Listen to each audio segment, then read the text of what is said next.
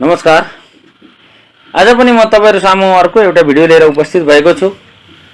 आज कक्षा 7 को तेस्रो पाठ स्वरोजगारीको महत्त्वको अभ्यास क्रियाकलापलाई निरन्तरता दिन चाहेको छु। सर्वप्रथम हामी अभ्यास सहजीकरणतिरै लागौं। शब्द भण्डार अन्तर्गत 1 मा दिएको छ, तल दिएका शब्द पढ्नुहोस् र तिनको अर्थ शिक्षकसँग छलफल गरी लेख्नुहोस्। खेतीपाती, कृषि, खेती सम्बन्धी काम, स्वरोजगार, आफ्नै व्यवसाय गरेर जीविकोपार्जन गर्नु, परिश्रम, उद्यम, मेहनत, सहुलियत, कुनै काम कुरामा गरिने सजिलोपन, खास किसिमका व्यक्तिलाई दिने सुविधा, गोडमेल, गोड्ने र मिलाउने काम, मलजल, मल र पानी दुवै, रोजगारी, काम धन्दा, व्यवसाय, पेशा, पुष्प व्यवसाय, फूल खेती, कृषि, खेती, खनजोत गर्नुपर्ने तथा बाली नाली लगाउनु पर्ने र तत्सम्बन्धी सबै काम। उपयुक्त अर्थसँग जोडा मिलाउनुहोस्। 2 नम्बरमा सोधिएको छ। प्रतिफल, राम्रो वा नराम्रो परिणाम, व्यवसायमा लागेको, नर्सरी, बिरुवा हुर्काउने ठाउँ, आधुनिकीकरण, पुरानो रीतिरिवाज वा सभ्यतालाई आधुनिक बनाउने काम, वर्षेनी, हरेक वर्ष, गुन्द्री, परालबाट बनेको सुकुल जस्तो ओछ्याउने, सिकर्मी, काठको काम गर्ने, कारिगर। 3 नम्बरमा स्वरोजगारीको महत्त्व पाठबाट 4वटा पारिभाषिक र प्राविधिक शब्द खोजी तिनलाई वाक्यमा गर्नुहोस्। पुँजी, व्यापार व्यवसाय गर्न पुँजीको आवश्यकता पर्छ। कृषिजन्य, नेपालले कृषिजन्य वस्तु विदेशबाट आयात गर्छ। अर्गानिक खाद्य वस्तु स्वास्थ्यका लागि फाइदाजनक छन्। नर्सरीमा बिरुवा उत्पादन गरिन्छ। प्रशिक्षण, रिमेशले तरकारी बाली सम्बन्धी प्रशिक्षण दिँदैछ। 4 नम्बरमा खाली ठाउँमा उपयुक्त शब्द लेख्नुहोस्। हामीले आफ्नो संस्कृतिको अवमूल्यन गर्नु हुँदैन। सडक निर्माण गर्दा पर्यावरणको रक्षा गर्नुपर्छ।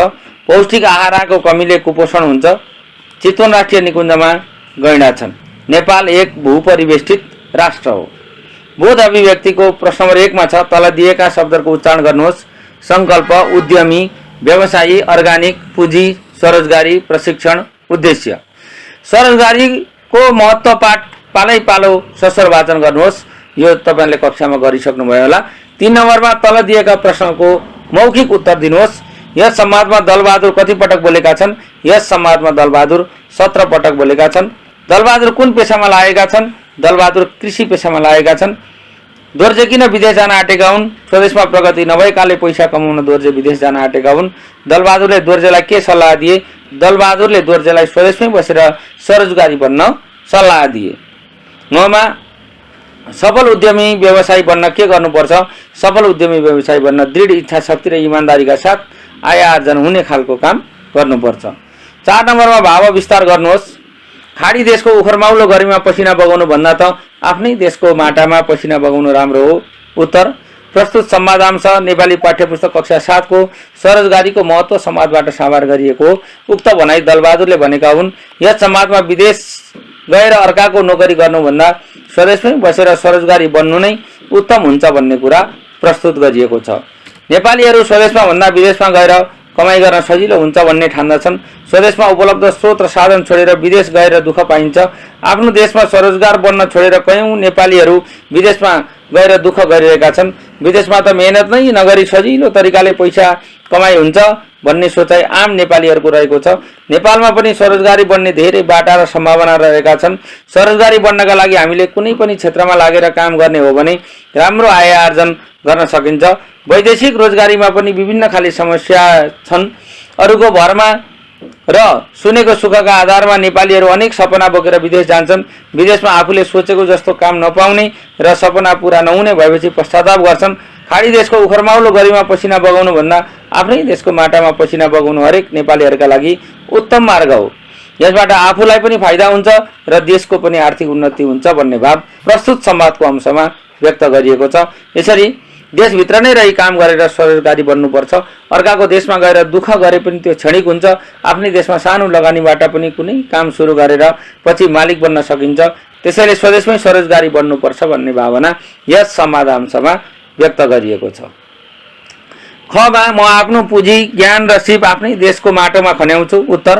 माथिको संवादांश नेपाली पाठ्यपुस्तक कक्षा 7 को स्वरोजगारीको महत्त्व शीर्षकको संवादबाट साभार गरिएको उक्त भनाइ दोर्जेको हो। यस पाठमा विदेश जाने युवाहरूका लागि विदेशको दुःख भन्दा स्वदेशमा स्वरोजगारी बनेर जीवन जिउनुपर्छ भन्ने सुझाव व्यक्त गरिएको छ। स्वदेश मा केही गर्न सकिँदैन भन्ने सोचले गर्दा दोर्जे विदेश जाने तयारीमा रहेको हुन्छ। दलबहादुरसँगको भेटघाट र कुराकानीबाट दोर्जेले स्वरोजगारीको परिचय, स्वरोजगारी बन्ने क्षेत्रहरू, विदेशका समस्या र चुनौती, स्वरोजगार बन्दाका फाइदा र अवसर जस्ता धेरै कुरा थाहा पाउँछ। विदेशमा गएर अर्काको नोकरी गरौँ भन्दा स्वदेशमा बसेर स्वरोजगारी बनी मालिक बन्नु राम्रो भन्ने कुरा संवादका क्रममा दोर्जेले थाहा पाउँछ। स्वदेशमा स्वरोजगारी बन्दा घर परिवारसँगै बस्न पाइने, विदेशको तातो हावामा काम गर्नु नपर्ने र आफूले खोलेको उद्योगमा आफू जस्ता केही बेरोजगारीलाई युवाहरूलाई समेत काम दिन सकिने भएकाले स्वरोजगारी बन्नु विदेश जानुभन्दा धेरै राम्रो कुरा रहेछ भन्ने कुरा दलबहादुरबाट सुनेपछि उसको विदेश जाने कुरा हराउँछ। दलबहादुरका कुरा र योजनाहरू सुनेर उसले पनि स्वरोजगारी बन्ने अठोट गर्छ। यसरी हरेक नेपालीहरूले स्वदेशमै स्वरोजगार बनी आफूसँग भएको पुँजी, ज्ञान र सिप आफ्नै देशको माटामा खन्याउनुपर्छ। आफ्नो रुचि र क्षमताको क्षेत्र रोजेर परिवारलाई आर्थिक रूपमा सक्षम बनाउँदै सफल व्यवसायी बन्नुपर्छ भन्ने भाव उक्त भनाइमा प्रस्तुत गरिएको छ। 5 नम्बरमा तल दिएका प्रश्नहरूको संक्षिप्त उत्तर लेख्नुहोस्। कमा स्वरोजगारीका क्षेत्र के छन्? उत्तरमा सिकर्मी, डकर्मी, प्लम्बिङ, वायरिङ, मार्बल र टाइल, जडान, रेडियो, घडी, दाम्लो, सुकुल, गुन्द्री, कुचो, दुना टपरी, राडी, पाखी, सजावटका विभिन्न सामान, बच्चाका खेलौना, पोते, माला आदि, निर्माण, कृषि, पर्यटन आदि अनेक प्रकारका स्वरोजगारीका क्षेत्र रहेका छन्। स्वदेशमै बसेर काम गर्दा के फाइदा हुन्छ? स्वदेशमै बसेर काम गर्दा परिवारसँग काम गर्न सकिन्छ, अरूको अधीनमा रहेर काम गर्नु पर्दैन, परिवारको रेखदेख गर्दै काम गर्न सकिन्छ, आफू लगायत आफन्तहरूलाई काममा प्रेरित गरेर उनीहरूको आर्थिक अवस्था पनि उकास्न मद्दत पुग्छ। आफ्नै देशमा उद्योग व्यवसाय गरेमा आफ्नो आर्थिक अवस्थाका साथै देशको आर्थिक अवस्थामा समेत सहयोग पुग्छ। यसरी स्वदेशभित्रै बसेर काम गर्दा विभिन्न खाले फाइदा हुन्छन्। 3 नम्बरमा सोधिएको छ स्वरोजगारीका सन्दर्भमा दलबहादुरको विचार तपाईलाई कस्तो लाग्यो? उत्तर, स्वरोजगारीका सन्दर्भमा दलबहादुरको विचार मलाई निकै उत्कृष्ट लाग्यो। दलबहादुरको जस्तो प्रेरणादायी विचार सबै नेपालीहरूले लिए भने नेपालको विकास हुन धेरै समय लाग्दैन। विदेशमा गएर अरूको अधीनमा बसेर अर्काको उद्योगमा पसिना बगाउनु र आफ्नो भयभरको बल र मिहिनेतबाट विदेशीहरूलाई धनी बनाउनु भन्दा त स्वदेशमै बसेर स्वरोजगारी बन्नु उत्कृष्ट कार्य हो। परिवारसँग दुःख सुख साट्दै र जीवन जिउँदै स्वरोजगारी बन्नु आफूलाई मात्र फाइदा होइन, राष्ट्रको आर्थिक अवस्था पनि सुदृढ बनाउन सहयोग पुग्छ। त्यसैले स्वरोजगारी बन्नु अधिक महत्त्व रहेको छ। आज कयौं युवा विदेश पलायन भइरहेको अवस्थामा दलबहादुर जस्ता स्वदेशको प्रेम बोकेर परनिर्भरता हटाउन स्वरोजगारीको आवश्यकता रहेको बताउने व्यक्तिका विचार अवश्य पनि महत्त्वपूर्ण रहेका छन्। त्यसैले स्वरोजगारीका सन्दर्भमा दलबहादुरको विचार मलाई प्रेरणादायी लाग्यो। घरमा यस समाजबाट के शिक्षा पाउन सकिन्छ? यस समाजबाट विदेशमा गएर अर्काको अधीनमा रात दिन पसिना बगाउनु भन्दा स्वदेशमा सानोतिनो काम गरेर भए पनि स्वरोजगारी बन्नु अधिक लाभदायक हुन्छ। आफ्नो रुचि अनुसारको काम गरेर जीविका निर्वाह गर्नु नै उत्तम हुन्छ। स्वरोजगारबाट परिवारको आर्थिक अवस्था सुदृढ बन्नुका साथै देशको आर्थिक अवस्थामा समेत थोर बहुत मद्दत पुग्छ। देशका हरेक युवाहरू विदेशको सपना त्यागेर स्वदेशमै सानोतिनो उद्योग व्यापार व्यवसाय सञ्चालन गरी स्वरोजगारी बनेर जीवन जिउनुपर्छ भन्ने शिक्षा प्रस्तुत समाजमा व्यक्त भएको छ। 6 नम्बर पाठको विषयवस्तु शिक्षकबाट सुनि मुख्य घटना टिप्नुहोस्। उत्तर, पाठको विषयवस्तुसँग सम्बन्धित मुख्य घटना यस प्रकार रहेका छन्। विदेश जान लागेको दोर्जे र दलबहादुरको भेट हुनु र उनीहरूबीच स्वरोजगारका बारेमा कुरा हुनु। दलबहादुरले दोर्जेलाई स्वरोजगारी बनेर स्वदेशमै काम गर्ने सल्लाह दिनु। दोर्जेले दलबहादुरसँग स्वरोजगारीका बारेमा जिज्ञासा प्रकट गर्नु। दलबहादुरले आफ्नै लगानीमा आफूले चाहेको काममा आफूलाई संलग्न गराई आय आर्जन गर्नु। आफूलाई जुन काममा रुचि छ त्यही काम गरेर जीविकोपार्जन गर्नु स्वरोजगारी भएको बताउनु। स्वरोजगारीका क्षेत्रका सम्बन्धमा दलबहादुरले सिकर्मी, डकर्मी, प्लम्बिङ, वायरिङ, मार्बल र टाइल, जडान, रेडियो, घडी, टेलिभिजन, मोबाइल, कम्प्युटर, गाडी, मोटरसाइकल आदि मर्मत सम्बन्धी काम, नाम्लो, दाम्लो, सुकुल, गुन्द्री, कुचो, दुना टपरी, राडी, पाखी, सजावटका विभिन्न सामान, बच्चाका खेलौना, पोते, माला आदि निर्माण, कृषि, पर्यटन आदि थुप्रै क्षेत्र रहेको बताउनु। दोर्जेलाई दलबहादुरले स्वरोजगारीका फाइदा र चुनौतीबारे प्रश्न पार्दै यस सम्बन्धी नीतिगत कुरा समेत बताउनु। दलबहादुरको कुराबाट प्रभावित भएर दोर्जेले स्वरोजगारी बन्दै विदेश नजाने निर्णय गर्नु। यसरी पुरै समाजलाई यी बुदागत रूपमा टिपेर देखाइएको छ। 7 नम्बर स्वरोजगारीको महत्त्व पाठको सारांश लेखी कक्षामा सुनाउनुहोस्। स्वरोजगारीको महत्त्व पाठको सारांश। विदेश जान लागेको दोर्जेको दलबहादुरसँग भेट हुन्छ र कुराकानी सुरु हुन्छ। दलबहादुरले विदेश जान लागेको दोर्जेलाई स्वरोजगारी बनेर स्वदेशमै काम गर्ने सल्लाह दिन्छ। स्वरोजगारको कुरा उठाएपछि दोर्जेले दलबहादुरसँग स्वरोजगारीको बारेमा जान्ने इच्छा प्रकट गर्छ। दलबहादुरले आफ्नै लगानीमा आफूले चाहेको काममा आफूलाई संलग्न गराई आय आर्जन गर्नु र आफूलाई जुन काममा रुचि छ त्यही काम गरेर जीविकोपार्जन गर्नु स्वरोजगारी भएको कुरा बताउँछ। स्वरोजगारीका क्षेत्रका सम्बन्धमा दलबहादुरले सिकर्मी, डकर्मी, प्लम्बिङ, वायरिङ, मार्बल र टाइल, जडान, रेडियो, घडी, टेलिभिजन, मोबाइल, कम्प्युटर, गाडी, मोटरसाइकल आदि मर्मत सम्बन्धी काम, नाम्लो, दाम्लो, सुकुल, गुन्द्री, कुचो, दुना टपरी, राडी, पाखी, सजावटका विभिन्न सामान, बच्चाका खेलौना, पोते, माला आदि निर्माण, कृषि, पर्यटन आदि थुप्रै क्षेत्र पनि रहेको कुरा बताउँछ। दलबहादुरले स्वरोजगारीका फाइदा र चुनौतीका बारेमा समेत दोर्जेलाई प्रश्न पार्दै यस सम्बन्धी नीतिगत कुरा समेत बताउँछ। दलबहादुरको कुराबाट प्रभावित भएर दोर्जेले स्वरोजगारी बन्दै विदेश नजाने निर्णय गर्छ। लामो उत्तर लेख्नुहोस्। यस समाजमा स्वरोजगारीको महत्त्व कसरी देखाइएको छ? प्रश्न पार्नुहोस्। उत्तर: आफ्नै लगानीमा आफूले चाहेको काममा आफूलाई संलग्न गराई आय आर्जन गर्नु नै स्वरोजगारी हो। आफूलाई जुन काममा रुचि छ त्यही काम गरेर जीविकोपार्जन गर्नुलाई स्वरोजगारी भनिन्छ। स्वरोजगारीले परिवारको आमदानी वृद्धि हुन्छ र आत्मनिर्भर बनाउँछ। यसका साथै देशको अर्थतन्त्रका लागि पनि अलिकति भए पनि सहयोग पुग्छ। वैदेशिक रोजगारीका पनि आफ्नै खाले समस्याहरू छन्। सुनेका भरमा यहाँबाट जुन सपना देखेर विदेश गइन्छ तर त्यो सपना त्यहाँ पुरा हुन निकै गाह्रो पर्छ। अझ खाडी देशको उखरमाउलो गर्मीमा पसिना बगाएर पनि आफूले सोचे जस्तो कमाइ हुँदैन। त्यसको सट्टा आफ्नै देशको माटोमा पसिना बगाउनु धेरै राम्रो कुरा हो। स्वरोजगारीबाट आफूलाई मात्र फाइदा हुँदैन, उद्योग व्यापार आदिबाट आफू जस्ता केही युवाहरूले काम पाउँछन् भने देशको आर्थिक अवस्थामा समेत अलिकति फाइदा हुन्छ। यस्ता कार्यबाट आफ्नो परिवारको र देशको उन्नति समेत हुन्छ। थोरै लगानीमा आफ्नो श्रम, सिप र क्षमताको सदुपयोग गरी आर्थिक रूपमा सबल हुनका लागि स्वरोजगारी बन्नु जस्तो लाभदायक कार्य अर्को हुन सक्दैन। अतः विदेश गएर अरूको अधीनमा बसेर निश्चित कमाईमा बाँच्नुभन्दा स्वतन्त्र भएर आफ्नै देशमा स्वरोजगारीमा लाग्नु नै उत्तम हुन्छ। छोराछोरीलाई सजिलै राम्रो शिक्षा दीक्षा दिन र ऋणमुक्त हुन पनि स्वरोजगारीले मद्दत पुर्याउँछ। यसरी यस समाजमा दलबहादुर र दोर्जेका माध्यमबाट स्वरोजगारीको महत्त्वलाई दर्शाइएको छ। ख नम्बरमा स्वरोजगारीमा श्रमिक पनि आफै अनि मालिक पनि आफै बन्न पाइन्छ भन्ने भनाइलाई पाठका आधारमा पुष्टि गर्नुहोस्। उत्तर: आफ्नै लगानीमा आफूले चाहेको काममा आफूलाई संलग्न गराई आय आर्जन गर्नु नै स्वरोजगारी हो। आफूलाई जुन काममा रुचि छ त्यही काम गरेर जीविकोपार्जन गर्नुलाई स्वरोजगारी भनिन्छ। स्वरोजगारीमा श्रमिक पनि आफै अनि मालिक पनि आफै बन्न सकिन्छ। अर्काको देशमा गएर अरूको अधीनमा बाँच्नुभन्दा स्वदेशमा स्वरोजगारी भएर जीवन जिउनु उत्तम कार्य हो। उद्योग व्यापार व्यवसायबाट आफ्नो स्वतन्त्रता गुमाउनु पर्दैन। अरूको अधीनमा रहेर काम गर्नुभन्दा आफ्नै अधीनमा काम गर्दा आनन्द पनि आउँछ। आफ्नै लगानीमा काम गर्दा कामप्रतिको लगाव र रुचि ज्यादा हुने भएकाले छिटै नै आर्थिक उन्नति पनि हुन्छ। आफ्नो लगानीमा आफैले काम गर्दा कसैबाट हेपिनु पर्दैन। आफू नै त्यस व्यवसायको मालिक हुँ भन्दा गर्वबोध पनि हुन्छ। त्यसैले स्वरोजगारीले आफै श्रमिक भए पनि मालिक बन्न पनि पाइन्छ। आफ्नो उन्नति गर्न मानिसले अल्छी, नाइनास्ती जस्ता कार्य गर्दैन। त्यसैले स्वरोजगारीबाट श्रमिक आफै मालिक बन्न सक्छ भन्ने कुरा पुष्टि हुन्छ। 10 नम्बर, दोर्जेको ठाउँमा तपाईँ हुनुभएको भए विदेश जानुहुन्थ्यो कि स्वदेशमै स्वरोजगार बनेर बस्नुहुन्थ्यो? आफ्ना विचार लेखी कक्षामा सुनाउनुहोस् भनेको छ। उत्तर: यदि म दोर्जेको ठाउँमा भएको भए स्वदेशमै स्वरोजगार बनेर आफ्नो आर्थिक अवस्था सुदृढ बनाउँथे। नेपालमा स्वरोजगारी बन्ने थुप्रै क्षेत्र रहेका छन्। पैसा कमाउनकै लागि विदेश जानुपर्छ भन्ने छैन। नेपालमा नै सानोतिनो कुनै धन्दा, व्यापार र व्यवसाय गर्थे। आफ्नो परिवार लगायत अरू केही युवाहरूलाई रोजगार दिने खालको व्यवसाय खोलेर अरूलाई पनि स्वरोजगारी बनाउँथे। नेपालमा स्वरोजगारी बन्ने धेरै बाटाहरू रहेका छन्। नेपाल कृषि प्रधान देश हो। यहाँ काम गर्ने मानिसको खाँचो हुँदै गएको छ। आफ्नो देशको महत्त्व नबुझेर आज कयौं युवा विदेश पलायन भइरहेका छन्। उनीहरूलाई समेत आकर्षण हुने खालको उद्योग व्यवसाय खोलेर उनीहरूलाई समेत आकर्षण गर्थे।